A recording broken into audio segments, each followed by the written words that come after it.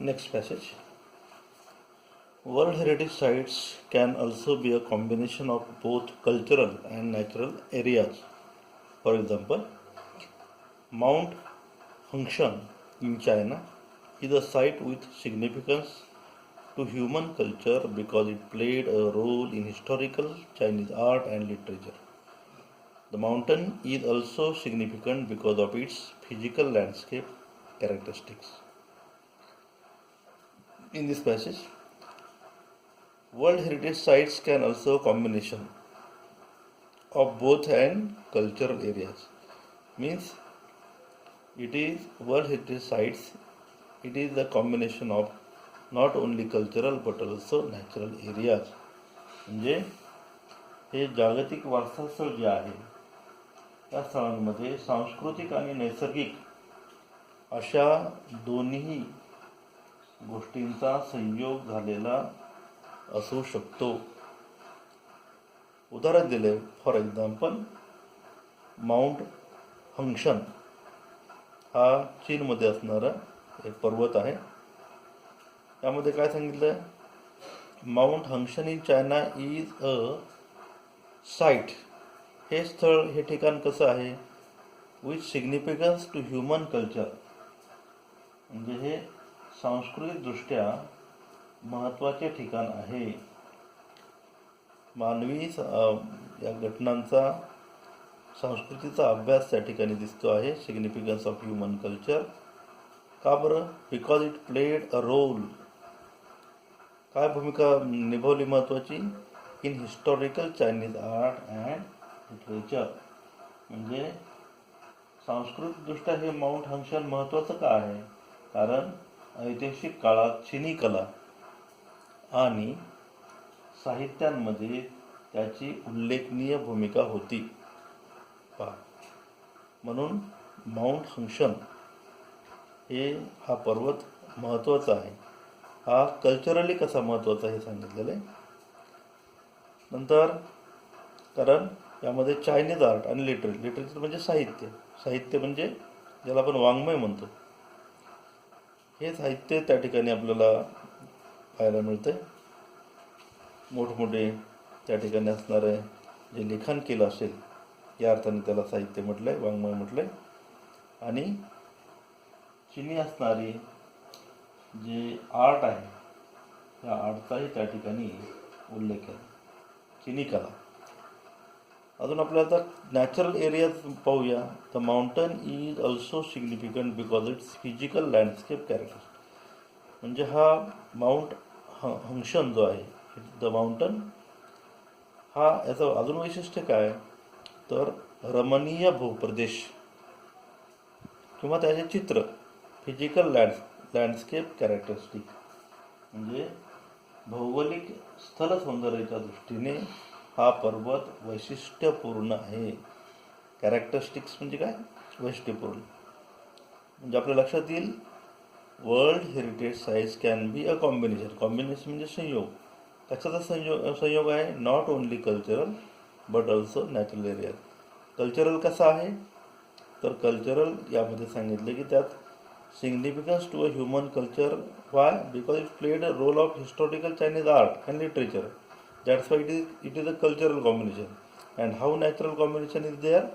Because its physical landscape characteristic. याचं भौगोलिकदृष्ट्या असणारं जे सौंदर्य आहे या दृष्टीने हा पर्वत महत्त्वाचा आहे. इथे एक मार्जिन क्वेश्चन दिलेला आहे. What do world heritage sites include? पहिल्या पॅसेजमध्ये त्याचं उत्तर आहे. World heritage site include forest, lakes, monuments, buildings and cities. Okay. आपल्याला या ठिकाणी आपल्याला प्रश्न करता येईल तर what is the combination of world heritage sites? मग आपल्याला उत्तर काय देता येईल? There are combination of cultural and natural areas in world heritage sites. And here is the example given of China, the mountain of China. What is the name of that mountain? Mount Hengshan. Now we are going to learn history of world heritage site म्हणजे या जागतिक वारसा स्थळांचा असणारा इतिहास. Although the idea of protecting cultural and natural heritage sites around the world began in the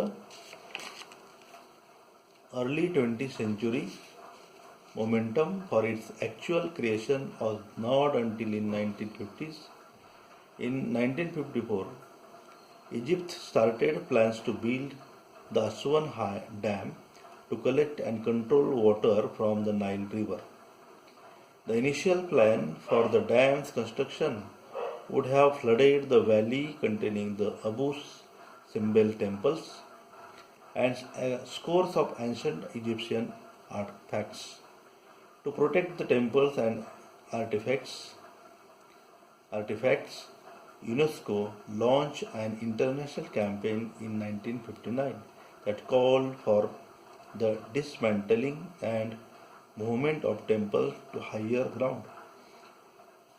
The project cost an estimated $80 million, $40 million, of which came from 50 different countries. Because of the project's success, UNESCO and the International Council of Monuments and Sites initiated a draft convention to create an international organization responsible for protecting cultural heritage. In this passage, we are going to learn about the history of World Heritage Sites. म्हणजे जागतिक वारसा स्थळांची इतिहास याविषयी आपण माहिती पाहणार आहोत. Although the idea of protecting cultural and heritage sites around the world began in early 20th century, म्हणजे 20व्या शतकाच्या दरम्यान या ठिकाणी ही संकल्पना अस्तित्वात आलेली. म्हणजे जगातल्या असणाऱ्या सांस्कृतिक आणि नैसर्गिक वारसा स्थळांचं संरक्षण करायचं, हे जतन करायची कल्पना 20व्या शतकाच्या सुरुवातीला अस्तित्वात आली. पण 1950 पर्यंत it was momentum was it's actual creation. Momentum म्हणजे काय? चालना. शब्द दिला पा. मोमेंटम म्हणजे चालना. याला चालना कधी मिळाली? मोमेंटम, चालना फॉर इट्स ॲक्च्युअल क्रिएशन, याची निर्मिती प्रत्यक्षात यायला 1950 सालापर्यंत प्रत्यक्षात यायला चालना मिळाली नव्हती. In 1954 Egypt started plans. आणि 1954 मध्ये इजिप्तने काय केलेले पहा? प्लॅन केलेले. काय प्लॅन केला? नाईल नदीचे पाणी नियंत्रित करण्यासाठी आणि अडवण्यासाठी अस्वान हाय धरण बांधण्याची योजना आखली. पहिला प्लॅन काय केला? इजिप्तने केला. कधी केला? Egypt plan in 1954. What was the plan? The plan was to build Aswan High Dam to collect and control water from Nile River. Nile या नदीला इजिप्तची देणगी असं म्हणतात, आपल्याला माहिती आहे. तर या ठिकाणी इजिप्तने काय केलं? या नाईल नदीचे पाण्याला नियंत्रित करण्यासाठी, हे पाणी अडवण्यासाठी एक धरण बांधण्याची योजना आखलेली आहे. काय, कोणतं का धरणाचं नाव काय? त्या Aswan high dam. The initial plans of our dam construction would have flooded the valley containing the Abu Simbel temples and scores of ancient Egyptian artifacts. या ठिकाणी धरण बांधण्याच्या मूळ योजनेमुळे झालं काय? अबू सिम्बल मंदिरे आणि असंख्य प्राचीन इजिप्शियन कलाकृती. काय शब्द आला? Artefacts, any objects made by any human being, शोभेच्या वस्तू. त्यामुळं काय झालं? असंख्य प्राचीन इजिप्शियन कलाकृती स्थित असलेली दरी पाण्याखाली जाणार होती. कशामुळे जाणार होती? तर या इजिप्तने जो प्लॅन केला धरण बांधण्याचा, अबू सिम्बल मंदिरे आणि अजून काय? इजिप्तची असणारी प्राचीन कलाकृती स्थित असलेली जी दरी, ही दरी यामुळे पाण्याखाली जाणार होती. त्याला काय म्हटले? Egyptian art facts, scores of ancient, scores म्हणजे असंख्य असणाऱ्या शोभेच्या वस्तू त्याच्या दरीमध्ये होत्या आणि त्याचबरोबर त्या पाण्याखाली जाणार होत्या. फ्लडेडचा अर्थ काय घेतला? पाण्याखाली जाणे. टू फ्लड म्हणजे पूर येणे. हा सुरुवात इनिशियल प्लॅन त्या डॅमचा. मग त्यामध्ये अबू सिम्बल मंदिरं जी वेगवेगळी आहेत ती आणि इजिप्शियन आर्ट हे पाण्याखाली असंख्य असणारे हे सगळ्या शोभेच्या वस्तू पाण्याखाली जाणार आहेत. To protect the temples and artifacts, UNESCO launched an international campaign in 1959. मग ही मंदिरं वाचवण्याच्या दृष्टीने काय केलेले? ही मंदिरं आणि कलाकृती संरक्षित करण्यासाठी युनेस्कोने 1959 साली एक आंतरराष्ट्रीय मोहीम राबवली. काय केलं त्यांनी? UNESCO launch and international campaign 1959 साली, आणि त्याला काय म्हटलेलं आहे? That call for dismantling and movement of the temple to higher ground. त्याला काय म्हटलं त्यांनी? ज्याद्वारे मंदिरे उतरवून एका उंच ठिकाणी स्थलांतरित करण्यात आली. काय मोहीम होती ती? To dismantle the temples and not only dismantle but move to another higher ground. म्हणजे जी पाण्याखाली जाणारी मंदिरं होती, कोणती मंदिरं पाहिली आपण?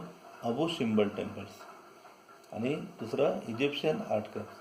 म्हणजे ती मंदिरं उतरवणे, डिसमॅन्टल करणे, त्याचे भाग सुटे करणे आणि ती सगळं काढून ती मंदिराचे सगळे अवशेष घेऊन एखाद्या उंच ठिकाणी ते मंदिर पुन्हा उभारणी करणे, हा प्लॅन 1959 साली युनेस्कोने केलेला आहे. The project cost and estimated $80 million. म्हणजे आता या प्रकल्पाचा अंदाजे खर्च 80 मिलियन अमेरिकी डॉलर्स एवढा.